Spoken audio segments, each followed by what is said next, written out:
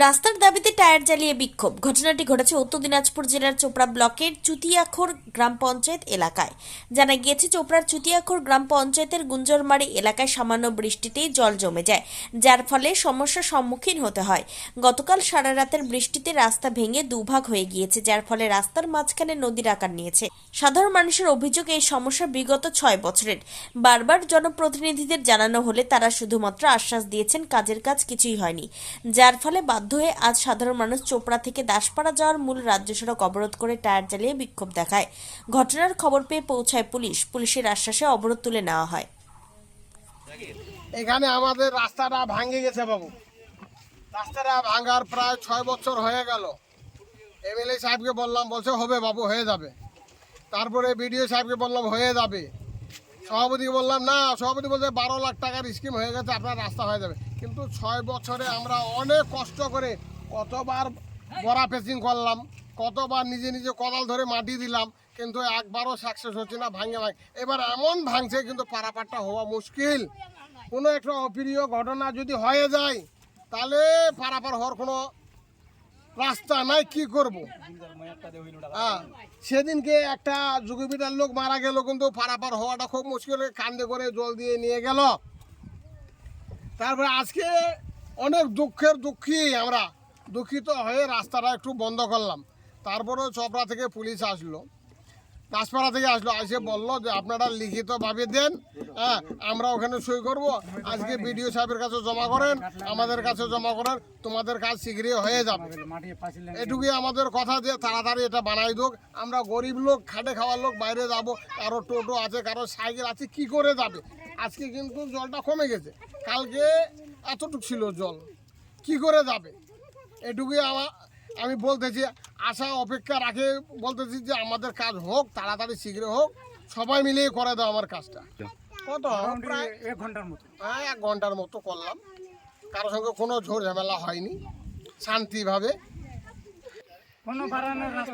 বের হবো। কি করে নুঙ্গি তুলে, এরকম করে নুঙ্গিটা তুলে কতদিনে পার হয়ে, মেয়েরা স্কুলও যাচ্ছে না, ওরা ভিজা খাবো না, কি করে স্কুল যাবে?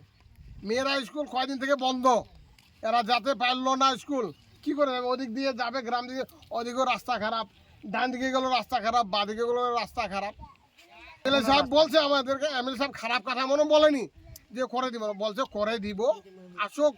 তো কবে আসবে আর কবে বানাই দেবে, আমরা কি করে পারাপার হবো? সেটা আমাদের যা শীঘ্রই হোক, একটু কিছু করে দোক। এখন আপনারা কি চাইছেন? এটা কি করে পার হবো সেটাই চাচ্ছি, যে কিছুটা আমাদের করে দাও। এখন আর কালভার্ট হবে না, কিন্তু যাওয়া আসার একটু সুবিধাটা করে দাও। টোটো গিলা কি করে বাইরে হবে? আপনার এমএলএ সাহেব কি বলছেন? এমএলএ সাহেব বলছে হবে, হবে হবে তো অবশ্যই হবে, কিন্তু এখন কি করব? আমাদের এটাই কষ্ট। আপনার নাম? আমার নাম সালাউদ্দিন। জায়গাটা কোথায় এটা? এটা গুঞ্জরমারি, জাটখোর কবরস্থান। দাদা, আমাদের আজ থেকে 2 দিন ধরে একটা রাস্তার আমাদের অনেক খারাপ আছে। এই যে বৃষ্টির কারণে আমাদের এই রাস্তা ভেঙে গেছে।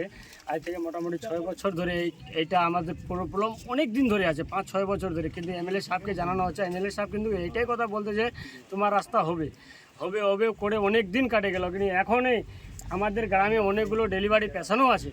এখন যদি কোনো কারণে একটা অসুবিধা কারণ হয়, তাহলে আমরা ডেলিভারি পেশেন্টটাকে কী করে নিয়ে যাব? আমাদের সব থেকে প্রধান। তার কারণে আমরা এমএলএ সাহেবের কাছে গিয়েছিলাম, হ্যাঁ, এমএলএ কাজ বললো ঠিক আছে হবে। তারপরে আমরা এই যে বাচ্চা কাচ্চা স্কুল যায় না, তার জন্য আমরা রাস্তায় একটু অবরোধ করেছি, হ্যাঁ, 1 ঘন্টার মতো অবরোধ করার পরে এই থানা থেকে পুলিশ আসলো, পুলিশ আসলে লিখিতভাবে এগুলো দেওয়ার জন্যে এগুলো দিব। এখন দেখি বিডিও সাহেব কি আমাদের সহায়তা করে, কিন্তু আমাদের ইমিডিয়েটলি এই রাস্তাটা আমাদের দরকার। হ্যাঁ, 6 থেকে 6 বছর ধরে ম্যাক্সিমাম।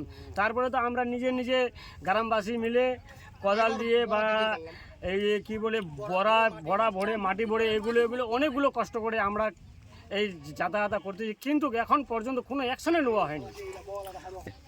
এখন আমাদের এই গ্রামের কোনো বাচ্চা স্কুল যেতে পারছে না। আমরাও যে হাট বাজার যাব, আমরাও যেতে পারছি না। হাট বাজার গেলে আমাদেরকে 2 জোড়া করে কাপড় নিয়ে আসতে হয়।